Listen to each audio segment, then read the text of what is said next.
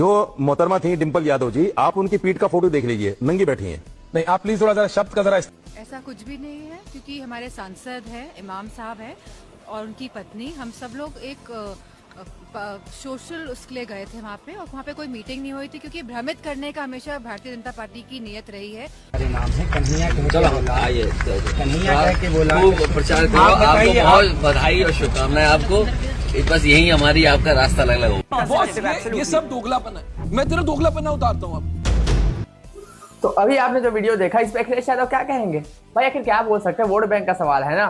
तो देखिए, अपने वीडियो क्लिप देखा, यहाँ पे क्या कहते हैं, एक मौलवी जी है वो कह रहे हैं भाई कि अभी एक मीटिंग हुआ था, वहां पे जो अखिलेश यादव जी की जो पत्नी है, अखिलेश यादव जी को इतना रिस्पेक्ट क्यों? क्योंकि हमारी आदत है भाई। लेकिन छोड़ो, अखिलेश यादव की जो पत्नी है डिम्पल यादव, वो जो है कुछ साड़ी पहन के से, उनका कुछ कमर का हिस्सा है, फिर पीठ का हिस्सा एक्सपोज हो रहा था, क्योंकि साड़ी में ऐसा देखते हैं आपको दिखता है थोड़ा बहुत। तो यहाँ पे क्या बोला जा रहा है कि वो तो नंगी बैठी थी।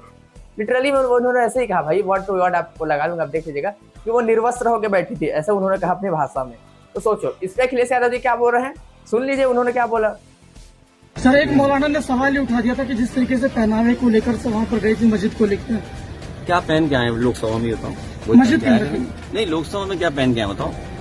जो लोकसभा में पहन के आएंगे वही हमारी हर जगह ड्रेस होगी। जो मोहतरमा थी डिम्पल यादव जी, आप उनकी पीठ का फोटो देख लीजिए, नंगी बैठी हैं। सकते हो कि ये तो निर्वस्त्र बैठी है, और क्यों? क्योंकि उन्होंने साड़ी जो है पहना हुआ था, उनका कुछ पीछे का हिस्सा थोड़ा सा दिख रहा था, एक्सपोज हो रहा था, तो उसको लेकर उन्होंने कहा कि वो तो समझ सकते हैं आप, निर्वस्त्र होकर बैठी है, अपने भाषा में उन्होंने बोला। तो ये बहुत ज्यादा वायरल हो रहा है, यहाँ तक कि उनका इंटरव्यू बाद में लिया गया कि भाई आप मौलवी हैं, इसलिए आपको जो है ज्यादा जो है समर्थन दिया जा रहा है, आपको कुछ नहीं बोला जा रहा था। उन्होंने बोला कि हाँ, क्योंकि मैं मुस्लिम जो है, मुझे एक तरह से आजादी छूट है, मैं बोल सकता हूँ। यहीं पे कोई पंडित होता तो उसको मार काट दिया जाता, अखिलेश यादव के द्वारा कुछ एक्शन किया जाता। लेकिन यहाँ पे अखिलेश यादव का जो रिस्पॉन्स है वो क्या है, देख लीजिए भैया। नहीं, लोकसभा में क्या पहन के आए बताओ?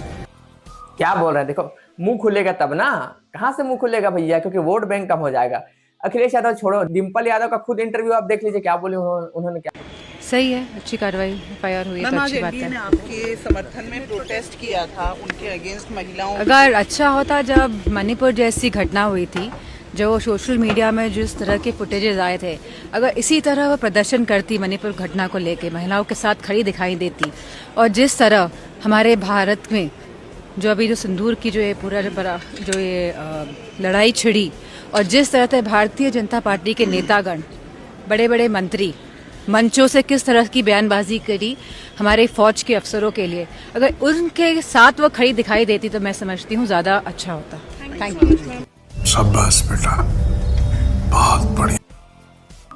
तो सोचो उन्होंने ये बोला अपने रिस्पांस में। तो भाई अब बताइए, ये हमारे धर्म पे ऊपर कमेंट करने वाले, हमारे जो धर्म शास्त्र का ज्ञान देते हैं, अनिरुद्धाचार्य जी महाराज, धीरेन्द्र कृष्ण शास्त्री, इनके बारे में कमेंट करते हैं। धीरेन्द्र कृष्ण शास्त्री को कहते हैं कि आप कथा कितना फीस क्यों लेते, फ्री में कराइए।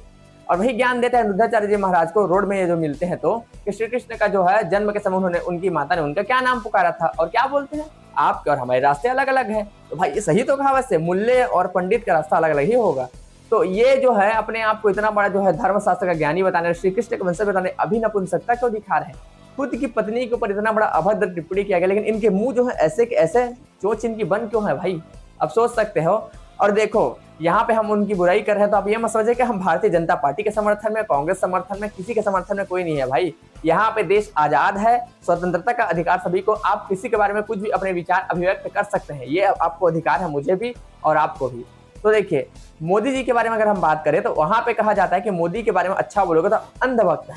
चलो मैं अंधभक्ति की बात करता हूँ, आप अंधभक्त हैं, आपको पता नहीं, ज्ञान नहीं है पॉलिटिक्स का, समझ में आता है। आप कांग्रेस की बात करें जैसे भी, लेकिन भाई आप ये मुझे बताइए, भले मोदी जी को जो है प्रेस कॉन्फ्रेंस ना करने के बारे में ट्रोल किया जाता है, लेकिन भाई मुझे ये समझ में नहीं आता कि जो इतना विवादित बयान जो देते हैं, अखिलेश यादव अपने बातों में फंसते हैं, राहुल गांधी अपने बातों में फंसते हैं, भले वो IT सेल भाजपा का खेल होगा, मैं ये नहीं जानता, लेकिन भाई इन लोग ऐसे वाहियात बयान देते हैं, और ये हमारे शासक के रूप में कैसे वहां पे स्थित है भाई, मेरे को ये समझ में नहीं आता। या हमारी जनता इतनी सच में मूर्ख है कि कम से कम अपने नेताओं को, अपने राजाओं को अच्छे से चुनो भाई।